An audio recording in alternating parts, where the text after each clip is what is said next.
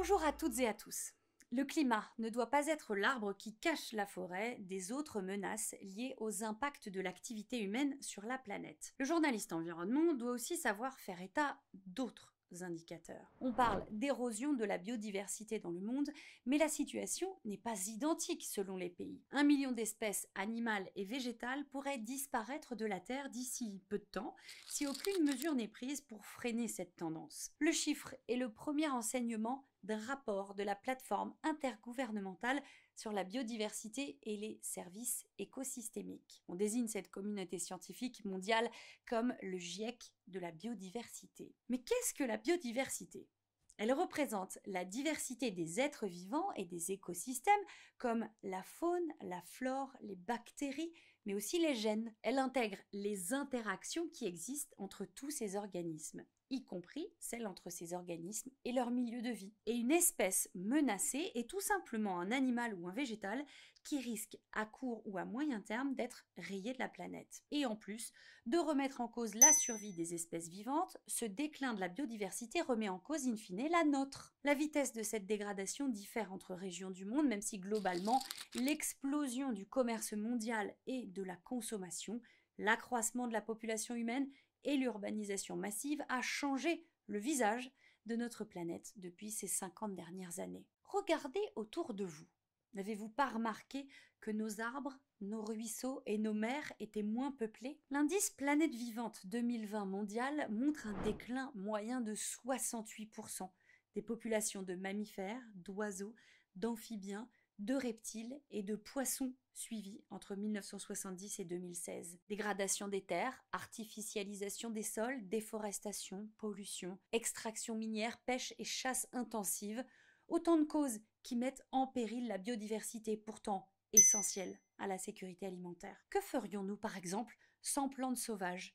Ce sont plus de 1160 espèces que nous utilisons comme nourriture. Un nouveau rapport de l'UICN a indiqué qu'en conservant la biodiversité des sols grâce à des pratiques durables, les agriculteurs pourraient contribuer de façon substantielle à la sécurité alimentaire et hydrique. L'agriculture durable permettrait également l'atténuation et l'adaptation au changement climatique. L'Afrique est l'une des principales victimes de ce climat déréglé, alors qu'il s'agit du continent qui y contribue, on le sait, le moins. La Banque néerlandaise de développement vient d'ailleurs d'investir 10 millions de dollars dans Eco Business Fund pour stimuler la conservation de la biodiversité en Afrique subsaharienne. Cette biodiversité est mise à mal principalement par la destruction d'habitats naturels.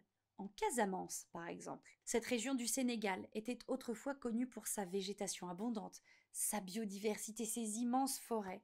C'était le grenier de ce pays d'Afrique de l'Ouest. Ces zones boisées disparaissent aujourd'hui dans une crise silencieuse, dans une région où le changement climatique constitue une menace sérieuse. C'est plus de 10 000 hectares de forêt qui ont disparu, soit 1 million d'arbres abattus illégalement pour le trafic du bois, surtout pour le bois de rose, pour assouvir principalement la demande chinoise. Mais aussi les marchés locaux, tant en Gambie qu'au Sénégal. Cette déforestation illégale est facilitée par la corruption des autorités de ces deux pays. Une situation que connaît l'Indonésie, qui déforeste à tour de bras pour produire des tonnes d'huile de palme à l'origine de profondes modifications de sa biodiversité. Les orang-outans, les gibbons et les tigres étant parmi les espèces les plus affectées par les impacts de cette production sur la biodiversité. Des impacts qui convergent en Malaisie et en Indonésie et qui pourraient s'étendre à l'Afrique tropicale et à l'Amérique si la production se développait pour répondre à la demande. Surtout en Asie, où l'huile de palme est une denrée de base dans les assiettes. Vous l'aurez compris, le déclin de la biodiversité est directement lié à notre survie. Lorsque nous serons tous obligés de faire appel, comme au Japon, à des robots pollinisateurs pour assurer une pollinisation artificielle à cause de la disparition des abeilles, on le sait, il sera déjà trop tard.